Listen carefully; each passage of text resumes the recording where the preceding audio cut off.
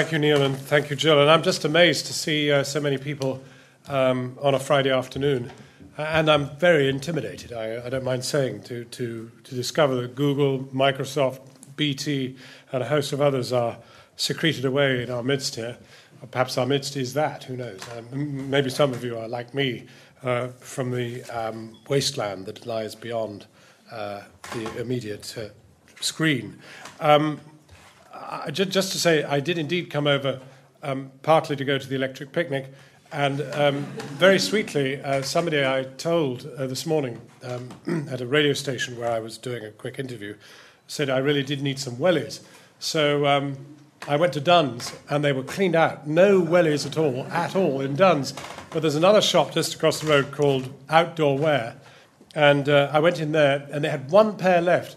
But amazingly, being Ireland, they were both left feet. So I have bought size 44, 2 left feet. So if you know anybody who only has 2 left feet, let me know. But it's given me a good send-off for the day, and I felt might make up for any wayward activity that I had this afternoon in terms of sticking to the business in hand. I mean, you're right, Neil. I come from the traditional media. There's no question about it. I come from old media, and I said at lunch that I straddle the Stone Age and the digital age. I mean, really, very literally. The first time I ever saw television, I was 5. It was the coronation. Well, I think it was the coronation. I honestly couldn't be absolutely sure that it was. I was told it was.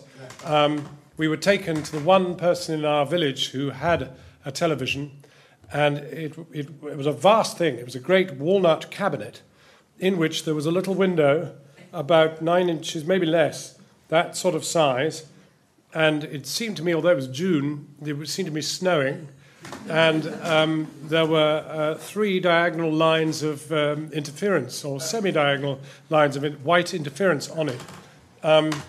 And I remember after the crowning, because we could hear the commentary but really see very little, after the crowning, my father stood up and said, "Right, boys," there were 3 of us. He never remembered our names. But anyway, "Right, boys, we're leaving. I don't think this thing's going to catch on." And little did I think, as I looked at that little window, that one day I would look out of it, and that it would not be so small, that it might be a vast sort of plasma screen. Horrible. You know, you think, you know, you develop a spot somewhere, and you think, oh, that's big in Hemel Hempstead or Belfast or somewhere. You know, I mean, it's an amazing thing to have travelled from the little window to the plasma screen and beyond in such a short space of time. In fact, my first sort of inkling that I perhaps might be inquisitive enough to work inside the little window came quite soon after the coronation. My father was a headmaster of a public school, as they call them in England, in Sussex, and there was a very large chapel and a good choir.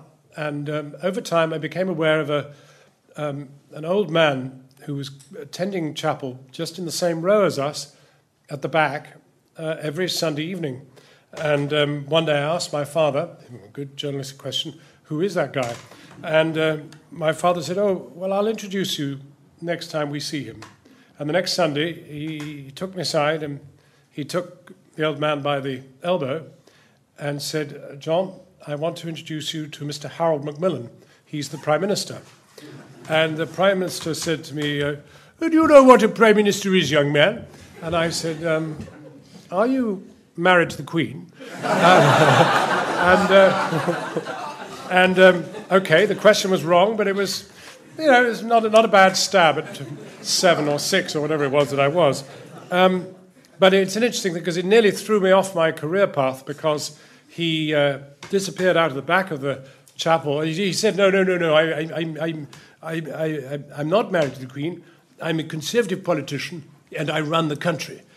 And he then went out of the back of the chapel and got into his Humber Super Snipe and purred off to Birchgrove, which was the biggest house on the edge of our village. And I thought to myself, you know, if you get a car like that and you live in a house like that, I think I'd like to be a conservative politician and run the country. But fortunately, my inquisitiveness got the better of me. And although for many years I wanted to be a conservative politician, by the time I actually grown up, I was back in the hunt for the digital age, although I didn't know I was hunting for it, until I found it, as you will discover. When I joined, when I actually did go behind the little window for the first time, which was in 1976, and joined ITN, which made a then celebrated program called News at 10, we were still being sent to Downing Street with wind-up Bell and Howell cine cameras, which would have a minute's run on them before they ran out. So if the Prime Minister took longer than a minute to come out of Downing Street and get into his Humber Super Snipe, then you were in trouble, because the guy would have to stop and wind it up again. But they had very, very good lenses, these things. That was the excuse. But they were silent. And that's an amazing thing. So I was a reporter with a silent camera as recently as 1976. And that, again, begins to tell us the journey that we're talking about travelling. I remember in 1977, Jimmy Carter came to visit, and they said no journalists were allowed to go down to Lancaster House, the building in which they were meeting off the Mall, but the technicians could go. And so, very sweetly, despite the fact that it offended against the very strong union regulations in those days, I was given a set of cans and a jerkin, and I went down as a technician and stood with the cameraman taking pictures. And when Carter came out, which was live, amazingly, on television at that point, I shouted to him, "Mr. President, you're live on British television." Well, nowadays, to say to somebody you're live on British television would have no count at all, because all politicians reckon they're live on television virtually all the time. It's a matter of fact. In the digital age, you can connect anyone anywhere to anything, and they could be in Afghanistan or Washington or here or whatever. But in those days, it was a remarkable thing to be able to say to the American president he was live on British television. And then, even again, as recently as 1985, when the shuttle crashed, the first shuttle crashed with the teacher on board, Christa McAuliffe, I was in our bureau. I was then a Washington correspondent. I was in our bureau in Washington, and we used to watch every takeoff from Cape Canaveral on the sort of closed circuit, and we'd ceased to be bothered with really reporting it anymore, but we would still watch it. There was still something about that final frontier and the rest of it that intrigued one every time the shuttle went off. And very early in the proceedings, my technician said to me, "There's something going wrong, John." And I looked at it, and within about 30 seconds, it was very clear the thing had exploded. And at that moment, the technician left my side and went straight to the telephone and called the ground station for the satellite company that had the links back to Europe and reserved the next 2 hours on the satellite for us. Because in those days, there were so few satellites across the Atlantic that whoever got there first would very possibly win the battle with the BBC or whatever by keeping them off it. If you'd bought it, they couldn't get on it. And there were only 2 satellites across the Atlantic in those days, and the other one was coming back the other way from an ice hockey game involving the American military in Frankfurt, and they wouldn't get off it. And so the BBC couldn't get on for their early bulletin because we'd got it. And that was how you got scoops, not by any endeavour, but by getting to the telephone first. But again, I mean, now you just don't even begin to think about how to get a signal across the Atlantic. You can do it on your own computer. You can you can do it by email. I mean, all our packages now, all our films, nearly all of them now come in from abroad by email in a package and are then reconstructed and put out. You don't book satellites in the way we used to in those days. So things are moving very fast. So my talk today is, in a sense, about 3 different words beginning with P: process, product, and profit. The process has changed beyond recognition. Even before we think about the digital age in terms of our communications with each other and our retrieval of information, it's about the fact that in the 1970s there was no lightweight video. You could not carry a video camera into the field. It was too heavy. one person could not carry a video camera, and the recording mechanism was so large you'd need a wheelbarrow. So the idea that you could do video reports in the field in the 1970s, when I was already a correspondent with ITN, was out of the question. And for example, if I take the early assignments I had, they were in Uganda. I would be sent to Uganda because Idi Amin would have done some new and ghastly atrocity, and you would go there with a film camera, and you would literally have to find an aircraft that was coming out. You'd have to work out when it was going to leave, and you would have to do all your shooting before the plane left, and then you would put the unprocessed film, you'd ship it on the plane. Can you believe it? In those days, you could slip a passenger 20 quid, and they would take it, and then usually they were so excited to be involved with a news story that they would take it round to ITN themselves, diverting from their journey because they wanted to be involved with getting Idi Amin on the television. So here we are talking about people using shoe leather just to get film from A to B. And you would usually have, because there were not many flights to and from Uganda, perhaps 3 days to shoot your film. And you would go out, you would research, you would talk to people, you would hang about, you would wait for things to happen. Not now, not anymore, not now that it's instant. They want it now. Whatever it is that's happened, in terms of news, they want it now. And so in terms of process, curious enough, the digital age has led to some extent to less consideration, less verification of facts very often. I mean, the great thing about shooting film, even domestically, here in Dublin, I would shoot with Paddy Barron, my Irish cameraman, and we would do something at the Doyle and somewhere else, and then we would take the film to a commercial laboratory, which for 3 hours then, unless you paid extra, would process the film. Even if you paid extra, it was 2 hours. So you had a sublime 2 or 3 hours to ring, TDs, the Taoiseach's office, whatever it was, actually find out what was going on.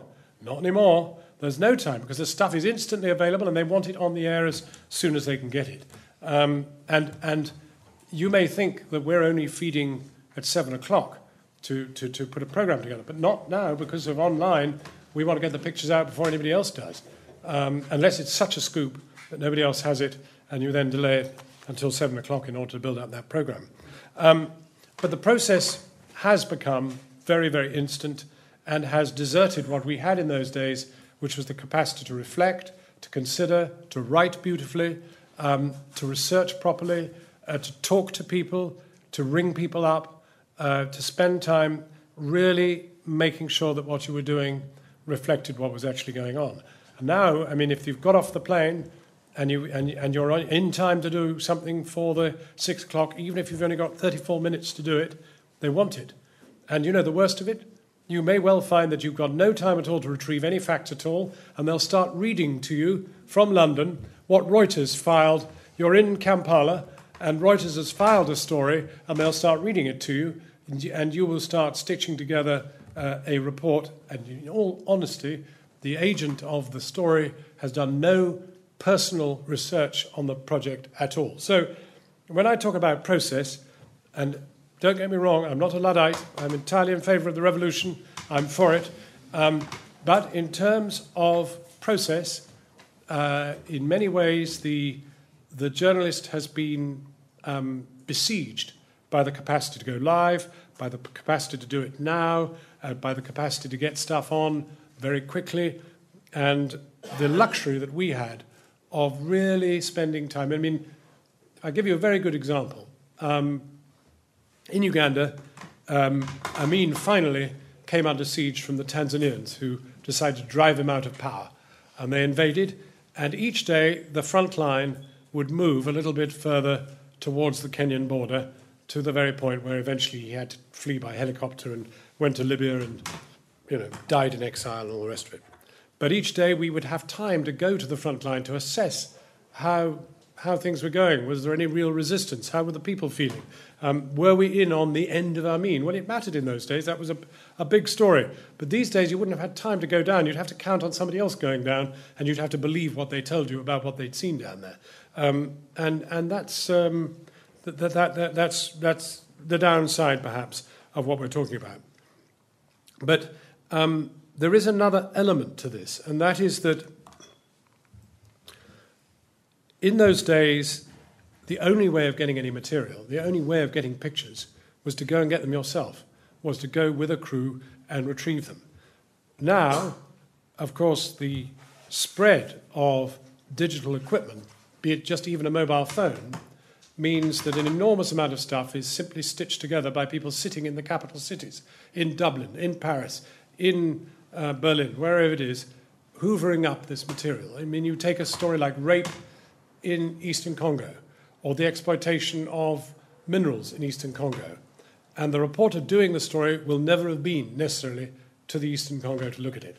But somebody has. Somebody went with a mobile phone. Somebody went with a video camera, an aid agency perhaps, with maybe an axe to grind, you never know, may have produced some footage. And it's possible to bring together material and put it out and say, there you are, this is what's going on in Eastern Congo. In the old days, by going there, you began to establish with the viewer a recognition that maybe because you'd been there, you actually did have some sense of what was really going on, and they began to develop a relationship with you. Ah, that's the guy who told us about Eastern Congo. I remember him standing outside a women's refuge and talking to us about rape. Now he seems to be coming to us from South Africa, where he's talking about AIDS or whatever it is, and he or she would begin to develop a relationship of trust with the viewer. Nowadays, increasingly, you have a cascade of journalists who are at home base packaging up material, particularly on 24-hour news.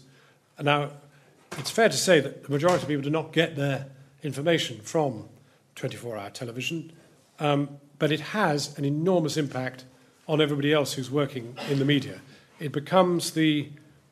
you see, the people who watch 24-hour television are basically, primarily, people who work in the media, people who work in politics, people who work in advertising, finance, but not ordinary people. I know ordinary people work in all those things, but not people sitting at home, unless they are total newsaholics, and they're not a very common breed. And the result of having people who quite patently are not there is that that factor of trust doesn't really develop. In fact, you forget who they were, because actually the people who... You don't really make much of an impact if you're not seen in the place that you're reporting about. But if you're sitting in a cutting room with a few screens in front of you, people say, oh, well, he's not there. And it does definitely reduce the sense in which people have a belief that you know what you're talking about. Now, that may be a good thing. Maybe we really grew up in an age when people who were talking to us who looked as if they knew what they were talking about didn't know what they were talking about. But I think to some extent they did. And it produced a breed of people, particularly in America, who really were very, very trustworthy. And one of them was Walter Cronkite, who died the other day. These totemic names, Dan Rather and all the rest of it, Peter Jennings, they had credibility because the viewer knew them from the moment they were in the field. Nowadays, you don't need to be in the field because somebody else is in the field, somebody you don't possibly even have any relationship with at all. They just put the stuff up. I mean, probably 10% of what RTE and Channel 4 do every night is taken off the web. Just go to a website, pull it down. We need pictures of Ban Ki-moon in the Arctic. Just go to the website, pull it down. There it is. We've had nothing to do with it at all. Now, Terry Wogan said yesterday, a good Irishman that he is, that newscasting is a piece of cake. News reading is a piece of cake. And of course, he's absolutely right. He's absolutely right. He also said that news anchors are self-important. He's also extremely right. But he's only right at one level, and he's right at a modern level. He's right at a level where we've retreated from wanting to have journalists bring us the news to the point of having somebody good-looking give us the news. A pretty man or a pretty woman, a pretty black man or a pretty Asian man or a pretty white woman, whatever, a blonde, whatever it is. People like a sort of array to look multicultural, to fit in with the multicultural aspects of their societies.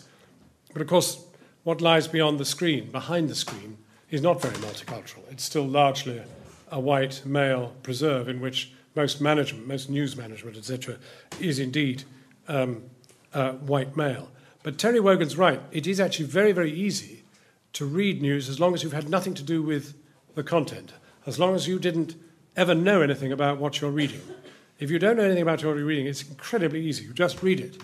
The problem is if you've actually been involved in trying to gather the content, you see a line and you say, hang on a minute, that's not quite right. And by which time, of course, you moved on to the next sentence and you've stumbled over it. You then get the next word wrong because you're still thinking about that last sentence, which I think had a wrong figure in it. I think the OECD said that the British economy was going to shrink by 4.7, not 3.9.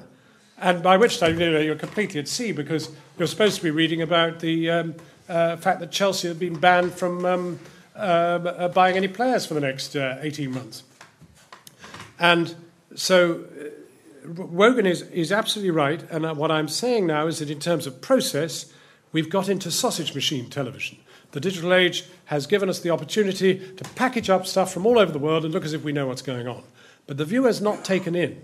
The viewer is not taken in. And they know who's there and who isn't there. And they believe the people who are there. And that takes me then on to the whole question of product. When we were all teased with the introduction of the internet, and we were told it was going to change our lives, whatever it was, 15 years ago, what everybody said was the internet is about content, content, content. And that has never changed. And it is, of course, absolutely true. The problem is that the content has got to be irresistibly good ever to compete with the way in which we operated in the past. In the past, we put content out. It was a one-way street. We had no relationship with the viewer at all. The only relationship we had was people writing to us in green ink, underlined with red, perhaps 3 or 4 times a week, and sometimes the same person 3 or 4 times a week. Now we have a fabulously democratic and open relationship with the viewer. The viewer knows my email. The viewer knows the email of the station, the editor. I mean, the wonders of the net are that, in fact, you can almost invariably work out what somebody's email is if they work for a media institution. Guardian.co.uk, just put in A. Rusbridger or whatever it is, and you've got the editor of The Guardian. And it goes into his inbox, and there's nothing you can do about it. And it goes into my inbox. And I'm pleased it goes into my inbox, because for the first time in my working career, for the first time in 3 decades of operating the media, I'm beginning to get a sense of what people feel out there in a way you could only ever find out by randomly travelling on a metro or a bus. This is far more holistic. And if I'm not receiving it personally, the station itself is receiving it, and there are people employed full-time to ensure that we know we get a digest of what the overall sense of response is. So the product has democratized. We can no longer simply throw information out into the ether and expect no comeback. And that's a wonderful thing. I don't know how we got away with it, but we did. For a balmy several decades, we were able to travel a one-way street in the electronic media and push material out with no consequence at all, as long as we kept within the bounds of the regulator. So the product is changing now very, very fast, both for good and for bad. For good in terms of democratizing the way in which information is received. For bad because the actual access that the individual purveying the information has had to the source of it is often very, very loose. And then we get to the really acid question of profit. the other day, I've been a subscriber to the FT online for about 3 years, but for free. And the other day I was going in, as I always do, at 6:30 in the morning, and a thing dropped down in front of me and said, if you want to go any further, it's going to cost you, and gave me 3 tariffs that I could choose from, and I chose 180 euros, and I got access to everything I want for the next year. And I did the whole thing in 3 minutes, from the offer to the moment I made my decision and put my card online and paid. A 3-minute inducement to part with 180 euros for a year's worth of FT content. I had no problem doing it. I fully accepted it. Now, that was very high-grade content, very specialist, high-grade content. Murdoch says he's going to put everything that News Corp does online, and you're going to have to pay for it. He's going to have to pay for everything. And I wonder how much of News Corp's content I'd really like to pay for. That's a really interesting challenge. And then I look at my own product and I say, well, is it so much better than Sky? Possibly not. I mean, if Sky's free and I charge, you might get most of the images you want, and you wouldn't get the interviews and the ties or the socks, but you would get you'd get everything else. And so we're in this strange hinterland now where we're not sure how we're going to make money, whether it will be through advertising or whether it will be through charging. There are 2 areas I want to talk to you about now. One is how we live with new media at Channel 4 News. Because I'm not a great, internet whiz or anything like that, although I use it a great deal. But we've gone from a television station to a multi-platform operation in the space of 4 years. And what does that mean for me personally? Well, I probably do work 3 times harder than I've ever worked before. The newsroom 4 years ago, if you'd come in, would have been configured like this, everybody in it, and right on the far end, where the guy with the glasses is, we would have had our online people. And they would have been odd people because they were people who were internet literate but knew very little about television. And they hadn't come through television, they'd come through web activity. And they were over there, and we didn't know what their names were. And the thought that they would ever come and sit amongst us, or we would go and sit amongst them, was unthinkable. They did something that we weren't very interested in. They operated online. At that time, I was asked by the person in the corner to start up something called Snowmail, which was an online newsletter which would tease people into watching Channel 4 News. So I was allowed to be myself, I was allowed to be quirky, and I could talk about what was going to be in Channel 4 News tonight. And I could put a bit of, zip into it, a bit of spin, say something a bit irreverent, because it wasn't regulated by the regulator that regulates television. I could say things online that I couldn't say on television. On the other hand, my editor says, I want you to be the same person in both, and that person lives in television. So at the moment, I haven't managed to, my persona has not yet gone from the television to online, but it's edging out there fast. And this attracted quite a large number of people. We have about 150,000 subscribers. And it goes, in fact, interestingly, more of it goes abroad than goes here. It's mainly expats who used to watch Channel 4 News and just want to know roughly what's on tonight kind of thing. And then if they do want to, they could go to the website and watch bits and pieces. And then last year, they said, we want you to start blogging. And I said, no, I don't want to blog, really. That really is tough stuff. And we want you to blog 2 or 3 times a day. And you can say whatever you like. Of course, that's not true. And because I've tried. So I come in the morning. Usually I have written my first blog. I get up in the morning at 6 o'clock, or actually 5:45. I listen to Farming Today on Radio 4. Wonderful insight into a whole sector of life that you know in Ireland better than we know in Britain, but a sector of life which I know nothing about.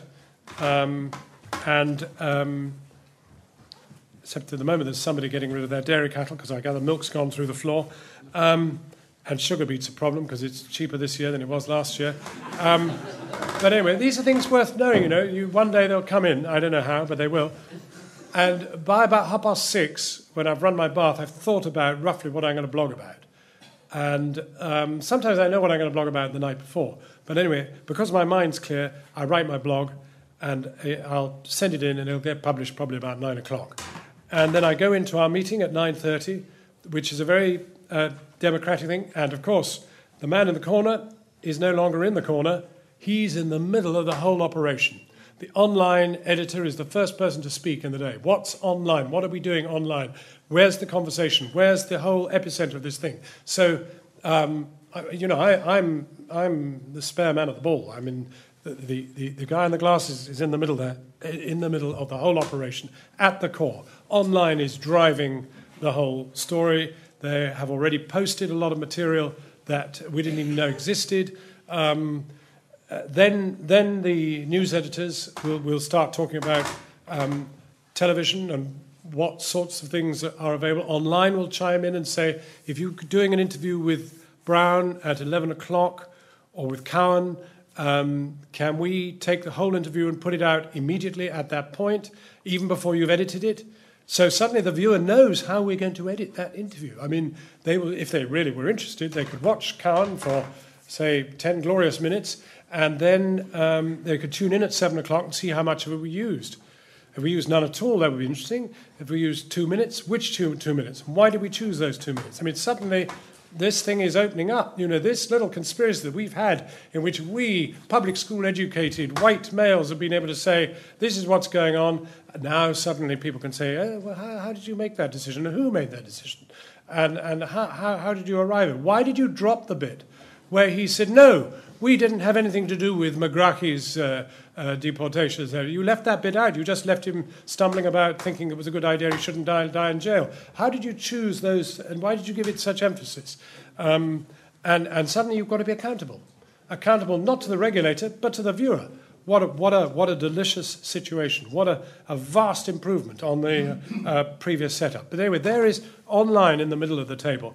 And there am I now beginning to see what has been said in our meeting this morning can I start blogging about? What can I retrieve from this conversation this morning to share with the viewer so the viewer can also get a bit of an insight into how the day is unfolding and what the priorities are that are moving.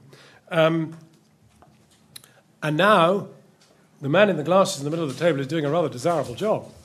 And some of the people who were refusing to go and work with him over there 4 years ago now rather want to work more with him than they want to work with me, because it's a very varied and variegated and interesting job.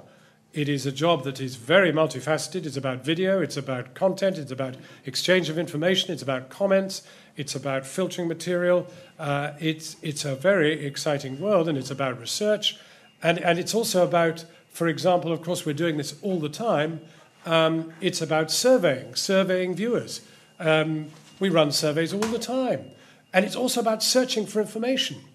At last, there's an opportunity for anonymous civil servants to send material in. You know, forget the investigation into Bertie or any of the other people who were inspected in the previous years by the investigation we should have had our end to.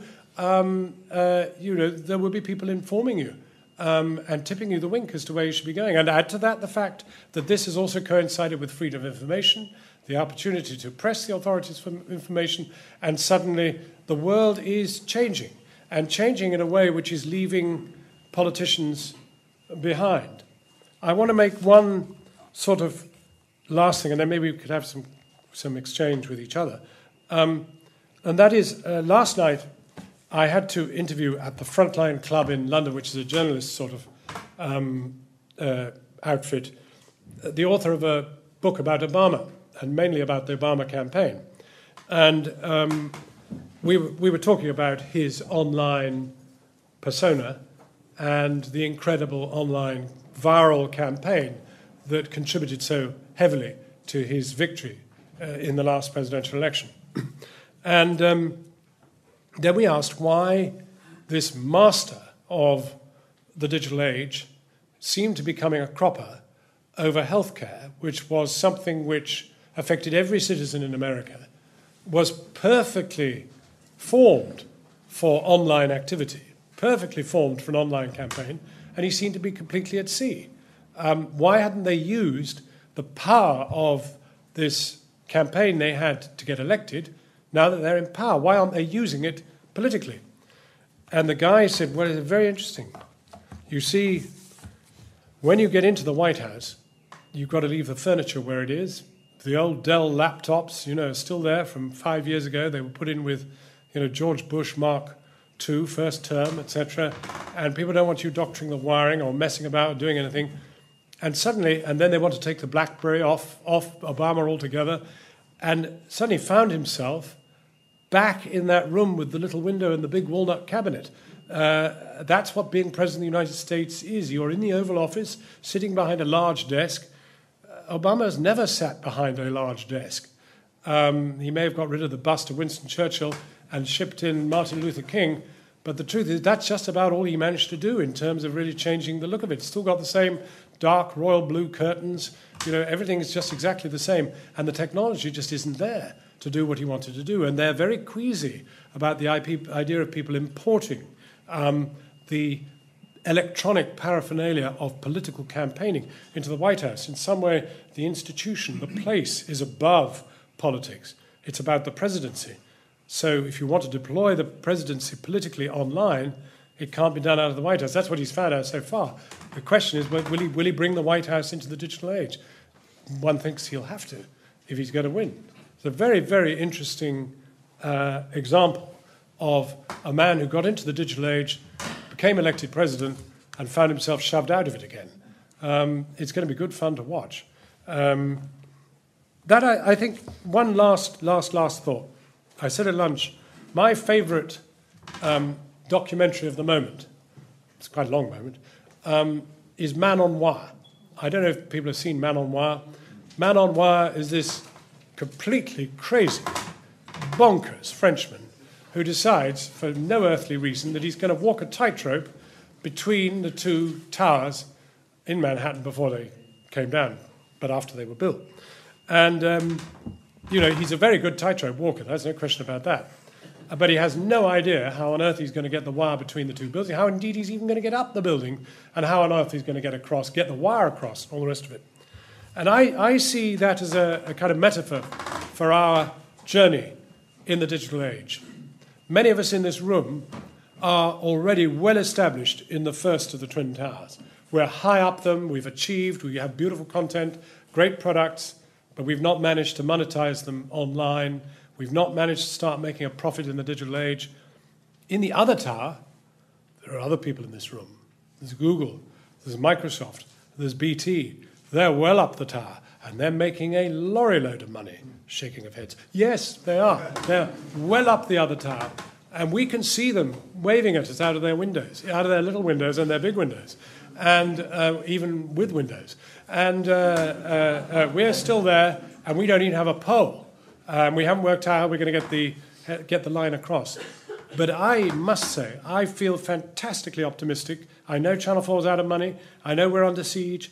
But I feel confident that somehow we will get to the top of the tower, we will get the line across, we will find the pole, we will walk across, we will join Google, we will join the others, we will fuse into one entity in which everything is delivered, that's obvious.